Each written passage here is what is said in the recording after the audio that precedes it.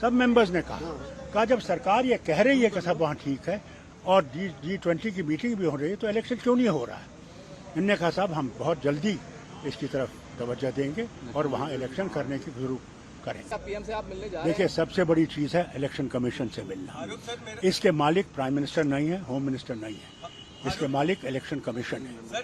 हमने ये नहीं कहा कि किसके साथ चुनाव कराना चाहिए, हमने उनसे गुजारिश की है कि चुनाव कराए जाए, बस। हमें ऐसे कोई हमने नहीं कहा, हमने कहा जितनी जल्दी हो सके वो करिए कि डेमोक्रेटिक प्रोसेस वहाँ शुरू हो सके और लोगों की मुश्किलें दूर हो सके। उनकी तरफ से कुछ कहा गया सर? उनकी तरफ से कोई आपको यकीन दहानी है। उन्होंने कहा कि हम बिल्कुल इसी तरफ देख रहे हैं और बहुत जल्द से जल्द इसका हम लोग संविधान करेंगे। को लेकर के आप लोग लगातार मांग कर रहे हैं कि सबसे पहले पूर्ण राज्य का दर्जा मिलना चाहिए। देखिए वे दोनों चीजें इकट्ठी हैं, कुछ चीज अलग नहीं है। कभी आपने सुना है किसी स्टेट को यूटी बनाना?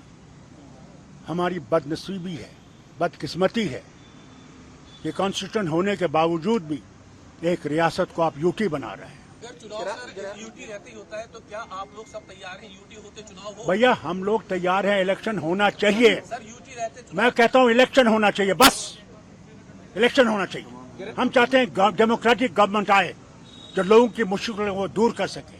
आज लोग मुश्किल में पड़े हुए हैं, कोई सुनने वाला नहीं है। अभी बच्चों पे मार दिए क्योंकि उन्होंने कहा कि साहब ये जो अब एजेंसी आपने बुक की है उनके इम्तिहान लेने के लिए वो टेंटेड है, ब्लैक लिस्टेड है, और नहीं माना। फिर जब बच्चों ने शोर किया उन पे केन चार्ज किया गया। हम लोग पहुंचे उनके साथ, हमने कहा हम आपके साथ खड़े हैं। आज हुकूमत को वो वापस लेना पड़ा। सर चुनाव आयोग तो चुनाव करा सकता है लेकिन स्टेटहुड तो सरकार ही देगी ना। साहब वो देगी सरकार, हम उसके लिए लड़ेंगे, उसकी परवाह मत कीजिए। हम लोग कभी इसको छोड़ने वाले नहीं। पहले इलेक्शन करो। We want elections, we want a democratic elected government in Jammu and Kashmir. We have the right, by constitution of India we have the right. You can not deny us. And supreme court has said very clearly within 6 months you should have election. 2014 we have had election. Today is 2023. What is wrong with us asking for election?